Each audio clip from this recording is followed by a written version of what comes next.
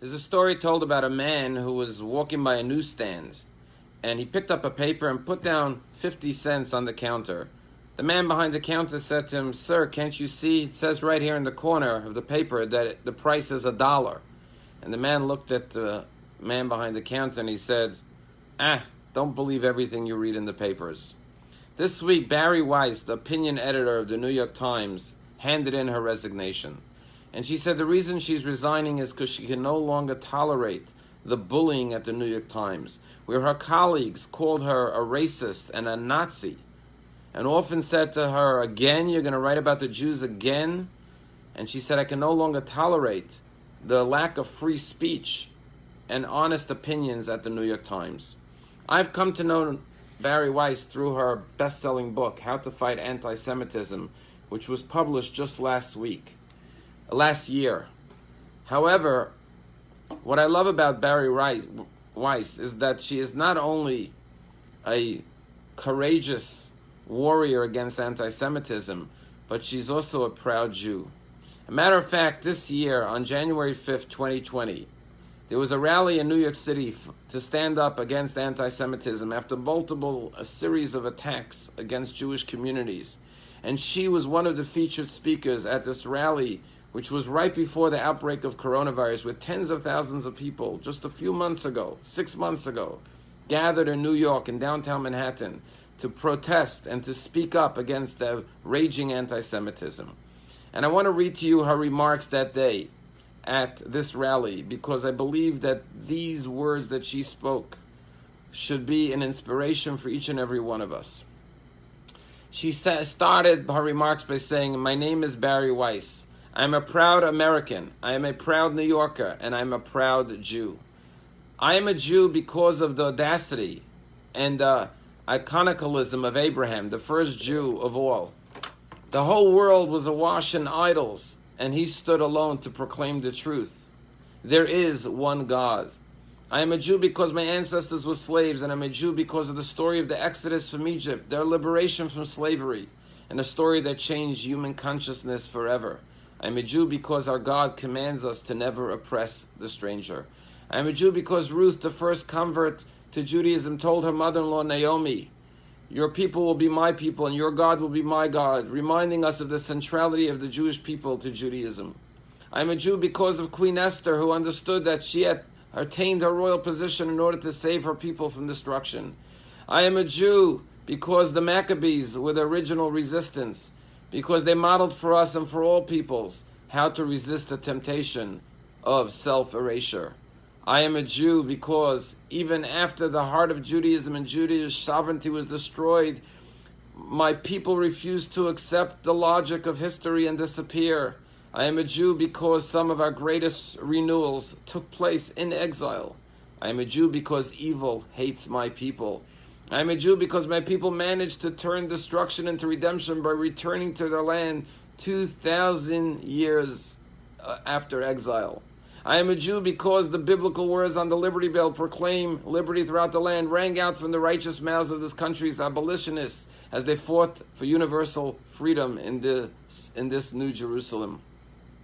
I am a Jew because it was Emma Lazarus who etched the biblical injunction to welcome the stranger onto the consciousness of America when she wrote the words, "Give me your tired, your poor, your huddled masses yearning to breathe free."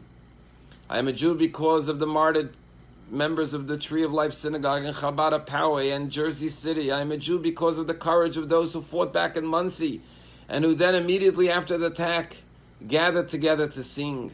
I am a Jew because my brothers and sisters in Crown Heights and Borough Park and Williamsburg who refused to hide their Judaism. I am a Jew because of students across this country who refuse to be smeared and denigrated because of who they are, who are standing up against humiliation, pressure, and abuse to reaffirm the justice of Zionism. I am a Jew because I refuse to stay silent in the face of injustice. I am a Jew because I have no patience for leaders who speak boldly while failing to take the actions necessary to protect our community, or for the partisan hacks that claim anti-Semitism is the exclusive domain of their political opponents, or for the leaders who believe they can fight Jew hatred while making political alliances with anti-Semites. I am a Jew because I refuse to lie. Today, in so many times, as in so many times of history, there are many forces in the world insisting that Jews must disappear or die. Some say it bluntly, some cloak it in the language of progress. The Jewish people were not put on earth to be anti-Semites. We were put on earth to be Jews.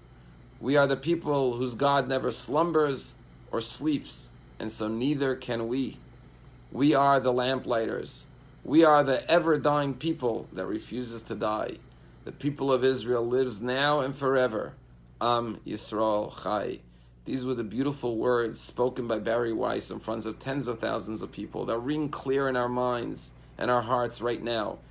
As we see a rise in anti-Semitism, and we see the way Bari Weiss stood up to anti-Semitism within the corridors of one of the most prestigious papers, the New York Times, that is supposed to be the paper of record, and instead it became a smear campaign against Israel, against the Jewish people.